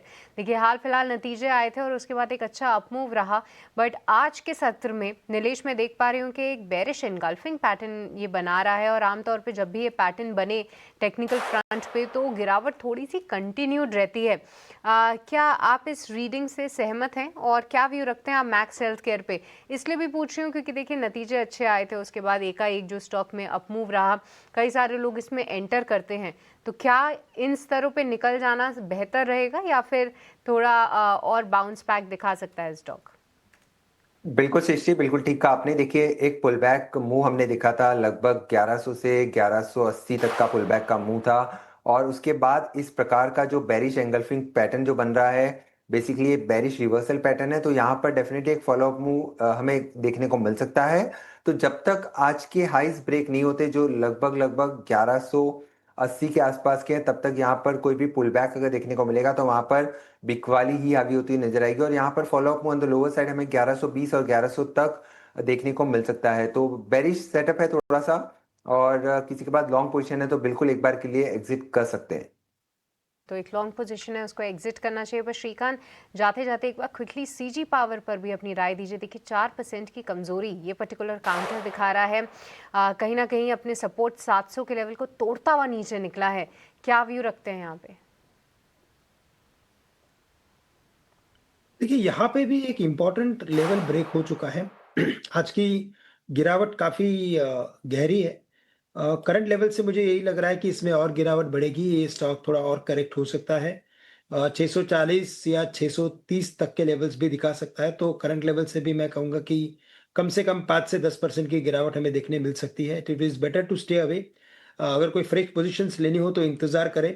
अगर हाथ में अगर कोई लॉन्ग की पोजीशन अगर अटकी हो, कोई डिलीवरी बेस अगर पोजीशन अटकी हो, तो इन लेवल से भी मुझे लगता है कि इसे कम किया जा सकता है। सर 10 सेकंड में एमसीएक्स को लेकर एक राय दे दीजिए श्रीकांत जी। एमसीएक्स के एमडी का जो बयान आया है, उनका जो टारगेट उन्होंने तय किए है वो 10 बिलियन ऑर्डर्स का टारगेट तय किया, जो यहाँ से 10 गुना ज़्यादा ग्रोथ का लक्ष्य है, और 18 महीने में कह रहे हैं कि इस तरह के लक्ष्य हासिल करेंगे। एक बड़े एम्बिशियस टारगेट उन्होंने दिए। एमसीएक्स को लेकर आपकी राय सर? तो देखिए एमसीएक्स के ऊपर स्पेसिफिकली मैं राय नहीं दे सकूंगा क्योंकि यहाँ पे हमारे कोटक की इन्वेस्टमेंट है, लेकिन और रिस्ट्रिक्टेड लिस्ट में भी है, तो मैं एक स्पेसिफिक राय नहीं दे सकूंगा। लेकिन मुझे लगता है कि एक्सचेंज रिलेटेड जितने भी स्टॉक है वहाँ पे हमें लगता है कि आने वाले टाइम में काफ़ी अच्छी तेज़ी हमें देखने मिलेगी। कोई भी करेक्शन या कोई भी अगर पर्टिकुलर इवेंट अगर मार्केट में होता है जिसकी वजह से अगर इन स्टॉक्स में करेक्शन अगर आता है तो इसमें लंबी अवधि के नजरिए से बिल्कुल इन्वेस्टमेंट किए जा सकते हैं। इस क्लोजिंग के नंबर्स आ गए आपकी स्क्रीन पर। 25,945 के करीब निफ्टी की क्लोजिंग हुई है। करीब 121 अंकों की गिरावट निफ्टी में। बैंक निफ्टी में भी देखिए 115 अंकों के आसपास की गिरावट दिख रही है। तो दिन के निचले स्तरों के करीब बाजार बंद होता है यहाँ पे दिखा है, तो गिरावट यहाँ पे बढ़ी है। बिकवाली कहाँ से आई है, वो सेक्टर कौन से हैं जो आज बाजार में इतना दबाव बनाया है? तो डिफेंस स्टॉक सबसे ज़्यादा, क्योंकि एचएल को लेकर जो खबर थी तेजस क्रैश की, उसके बाद से पूरे डिफेंस सेक्टर पर आज दबाव दिखा। रियल्टी स्टॉक्स पर काफ़ी दबाव, वैल्यूएशंस को लेकर, इस सेक्टर को लेकर काफ़ी चिंता थी, यहाँ पर दबाव आया। इसके अलावा मेटल में काफ़ी आज ज़्यादा गिरावट थी, एनर्जी स्टॉक्स में गिरावट थी। आज सपोर्ट का जो काम कर रहे थे तो चुनिंदा बैंकिंग स्टॉक्स, उनकी भी तेज़ी बंद होते होते गायब हो गई है। निफ्टी के बढ़ने वाले शेयरों की अगर आज बात करें तो उसमें SBI life, Tech Mahindra, Eicher, Bajaj auto, Wipro, ये कुछ ऐसे स्टॉक्स थे। यानी आईटी से कुछ सपोर्ट कुछ हद तक मिला, और कुछ बैंक्स थे जहां पे प्राइवेट और पीएसयू कुछ बैंक्स थे जो बाजार को सपोर्ट का काम कर रहे थे। गिरावट सबसे ज्यादा बीईएल 3.25%, निफ्टी का top losers. JSW steel metals में सबसे ज़्यादा गिरने वाले स्टॉक्स में शामिल मैक्स सेल, ग्रासिम, एमएनएम, टाटा स्टील जैसे स्टॉक्स थे जहां पर काफ़ी ज़्यादा गिरावट देखने को मिली है। रियल्टी स्टॉक्स काफ़ी ज़्यादा आज के सत्र में पिटाई हुई, लगातार 5वां दिन था जहां पर इस स्टॉक में काफ़ी ज़्यादा गिरावट देखने को मिली है। इसके अलावा कुछ और स्टॉक्स की बात करते हैं जो आज के सत्र में काफ़ी कमज़ोर नज़र आए। उसमें निफ्टी 50 में बात करें तो एचडीएफसी बैंक अपनी पूरी तेजी आखिर होते होते गवाया। आईसीसी बैंक भी लाल निशान में ही बंद हुआ। एचडीएफसी लाइफ में काफ़ी ज़्यादा गिरावट दिखी, और भारी गिरावट वाले में मैक्स सेल 2% से ज़्यादा की गिरावट। निफ्टी के टॉप लूजर्स में ये भी शामिल था। ग्रासिम में 2% से ज़्यादा की गिरावट। एमएनएम में 1.5 से 1.25% तक की गिरावट दिखी। टाटा स्टील, डॉक्टर रेड्डीज, कोल इंडिया जैसे कुछ स्टॉक थे जहां पर आज काफ़ी ज़्यादा गिरावट दिखी। कुछ स्टॉक जहां पर आज तेज़ी दिखी उसमें SBI लाइफ और IT में टेक महिंद्रा, विप्रो जैसे स्टॉक थे। इसके अलावा ऑटो में आयशर मोटर्स, बजाज ऑटो से सपोर्ट मिला। श्रीराम फाइनेंस भी 0.5% की तेजी के साथ आज के सत्र में बंद हुए हैं। Adani Motors, Adani ports, Tata consumer, Infosys और एशियन पेंट जैसे स्टॉक थे निफ्टी के जो आज बढ़त के साथ बंद हुए हैं। चलिए क्लोजिंग कॉल्स को यहीं समेटेंगे। हम दोनों मेहमानों को शुक्रिया करने चाहेंगे, नीलेश जी और अविनाश जी, और साथ ही साथ श्रीकांत जी, आपका भी बहुत बहुत शुक्रिया। मुझे, सृष्टि और अभिषेक को भी दीजिए इजाजत। नमस्कार।